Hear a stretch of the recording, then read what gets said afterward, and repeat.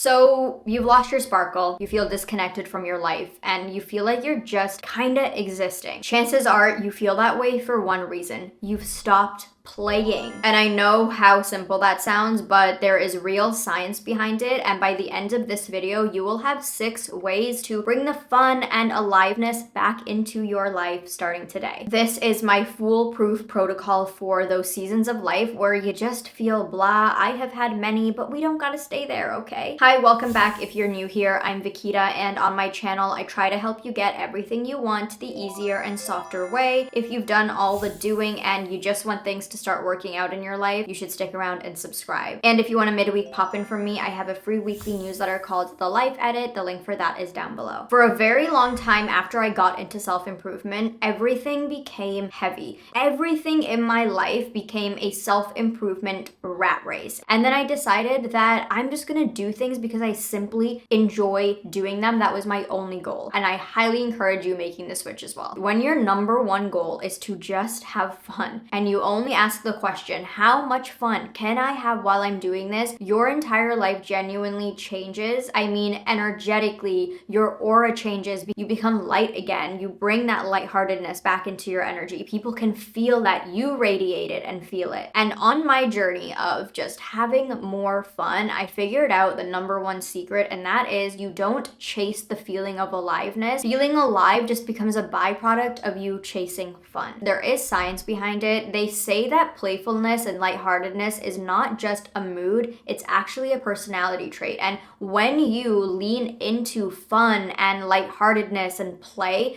you actually lower stress, become more creative, look better physically, and your mental health improves significantly. And the science says that playfulness as a personality trait, it's really going back to the roots of taking the simple pleasures in life and savoring them and just like soaking them up as if it's literally your last day on earth. So play maxing, if you will, having fun and just being silly and goofy is not a reward that you get when you have a productive life. It is quite literally the secret sauce to having a good life. And play is something that comes when you naturally feel safe enough to do so. So if that's something you struggle with, I would highly recommend watching this video next. It's bringing safety into the body to allow your inner child to come out. But that's a separate video. Just know that play is a regulation and it is something your body really does need. Now, I would be lying if I said it was just as easy as going outside and playing. For a lot of us, there is most likely some buried stuff underneath the surface that we haven't yet addressed, and that's why playing doesn't feel natural or safe anymore. And so that's why I'm excited to talk about today's video sponsor, Growth Therapy. I've had my own struggles with anxiety, social anxiety, anticipation anxiety, depression when I was in university due to the social anxiety, and I also struggle a lot right before I'm about to quantum leap and make a really big change in my life that I simply cannot move through on my own. Before moving to England in 2023, I was having panic attacks pretty much every day before I left, before I was going, and I was working with a therapist, and she really genuinely helped the transition just become a lot more seamless for me. Here's why I like what Growth Therapy is doing specifically. There are thousands of real vetted therapists that are licensed and vetted by Growth Therapy themselves. There's no just like random guessing about who's legit, what's going on, and more importantly, you are choosing your therapist, specifically yourself. And that's the beauty of Growth Therapy and its personalization. You decide what works for you and your lifestyle, nights, weekends. Growth Therapy is genuinely affordable, but it's also very insurance friendly. They work with about 125 insurance companies and Medicaid in some states. And depending on your specific plan, some sessions can be literally $0. You pay just per session, so there's no subscription ever, which is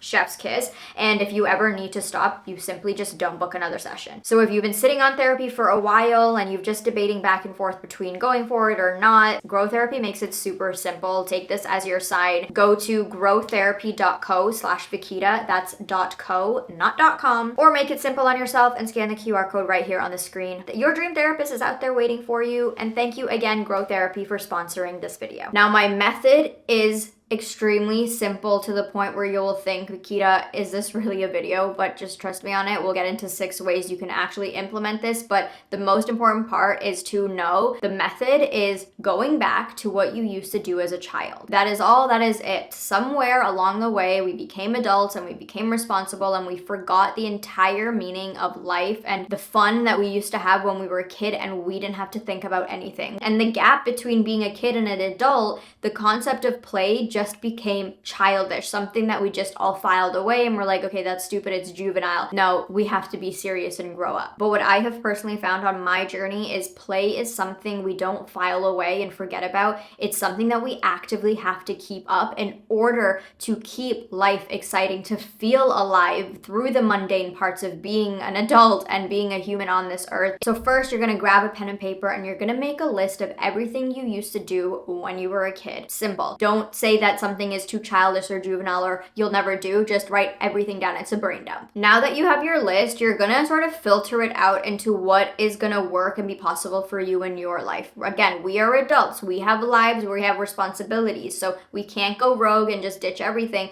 We have to bring in the play intentionally. So look at your list, see what you can realistically fit into your life right now and your lifestyle if you have kids, whatever the case is, and go do it. Now, these are the 6 ways to bring the fun, bring the playfulness and excitement back into your life. I think of them as sort of guiding principles and rules that I follow in my life and make sure that I'm anchored into them so my life just stays good and poppin' and beautiful. Number 1 is so simple, but we all forget to do it, and that is to stop taking life so seriously. This is the foundation of everything. Just being able to cultivate the energy of play is so important. You know, things will happen in life, and I am no one to be preaching about staying playful in things that are life altering. I suffer from anxiety when it comes to those types of things, but I think just grounding yourself into this, it's not that serious. Choose peace, choose play over everything when you can. It's just super helpful. When something happens, just simply ask the question before responding, is this actually a big deal or am I making it one? Then do a little zoom out, okay? Put the microscope down, just take a step back and really look, will this matter in a year? Will you even remember this in a year? Most of the time it's a no, and it's important to just practice being the type of person that can simply reset very quickly. Like something happens and it takes you 10 minutes to just say, oh well, and move on instead of taking 2 weeks or a full afternoon. I'm doing an entire series on this over on Instagram, so follow me there, but I'm going to be talking about this concept in an upcoming video, and it's just the habit of resetting quickly and just being able to say, oh my God, that's really annoying, and moving on. People are always asking, how do I stay calm and regulated and emotionally non-reactive and just sort of settled and unbothered, you know, nonchalant, if you will. And the question is, you practice lightness. You choose lightness. It's not a feeling that you just get. It's a byproduct of consistently making the choice to be a lighthearted person, to just say it's not that deep. I look at my life as a story that I'm gonna be sitting on a rocking chair and telling when I'm 95 to my grandkids and being like, oh, you know, that happened when, and what I do is when a setback happens, I just look at it as part of a little side quest in my story that I'll be able to tell when I'm 95 on a rocking chair. That's the foundational practice. Stop taking things so seriously, it's not that deep. Number 2, do things just because, for the love of God, just do something because you wanna. A couple of years ago when I lived in England, I was at my cousin's house and I was playing with her son, so my nephew, and we were doing arts and crafts. We were building these little clay figurines, and he just looked at me and said, what's the point of doing something if you're not good at it? Because I was telling him about other things, and he's like, well, if you're not good at it, why are you doing it? And I was genuinely stumped in that moment because I had no answer for him. Because what I practice in my life and always have, and people have never understood this about me, and that is being bad at something but not caring you're bad at it is part of having fun and playing. Do things just because you want to, and you can be bad at it. I am so bad at art, but I have loved it since I was a child. I have always been obsessed with art. My dad used to take me to Michael's with this like 50% coupon, and I'd get to pick something every single week because you buy something, you get another coupon. Goes back to the guiding principle that I follow and that you should follow as well, which is how much fun can I have while doing this? Social media has made us forget forget that life is not about taking pictures to capture the moment, to prove that it happened, to flex, to make it perfect and look at how great and aesthetic my life is. It's literally so boring to be that way. Don't encourage it at all. Yes, we love aesthetics, but let's not squeeze the joy out of everything to make it perfect. Number 4 is so important, and it's to keep your childlike sense of wonder and whimsy. Control the things that you control and let the rest go. And this is how to do it. Again, it's so simple, but we forget this. Just start narrating everything like a kid would, in just pure delight, like it's the first time you have ever seen anything. You look at a beautiful sky and just really be in the present moment. Just look up and be like, oh my God, look at how beautiful that sky is. A really good song, a really cute dog. Let yourself get into that energy of like, oh my God, I love that. Oh, how cute is that? Oh, how fun is that? Me and my mom, when we're together, anything and everything is having the best time. Everything is like we've never lived before, and it's just such a fun way to live life. We're so excited about everything because realizing that you only have one life, why not make it the most fun and the most exciting it can be and not care about anything else that is out of your control? Most of what steals our lightness and our lightheartedness and aliveness comes from trying to grip onto things that are not in our control. So ask yourself, when you start to feel anxious and hold on tightly to something, what part of this is actually in my hands? What can I actually do in this situation? Don't let things that you can't control steal away that light part of yourself. Just learn to go with the flow and just let things happen. It is hard. I am not saying that it's easy. I struggle with this. I have struggled with this, but just reminding yourself of these guiding principles is you doing 99% of what most people just don't do. And it's weird because something that is so innate and natural to us when we're children ends up having to be something that we intentionally cultivate as adults, and that is to continuously finding the joy in something. It is a skill to look at the most mundane and mediocre things and be like, that is amazing, that is so cute and fun and cool, and choosing to look at it in that way. It's a skill, it's a practice that we have forgotten, but I highly, highly encourage it because you will start to just look at everything and notice how childlike and fun everything can be if you want it to be, and you start to radiate that lightness and playfulness, and it's so magnetic. Number 5, it's be silly. So simple again, but how often do you actually let yourself be super weird? I am a very weird person, okay? I do some weird stuff. I laugh by myself. I film myself singing in really awful bad tones,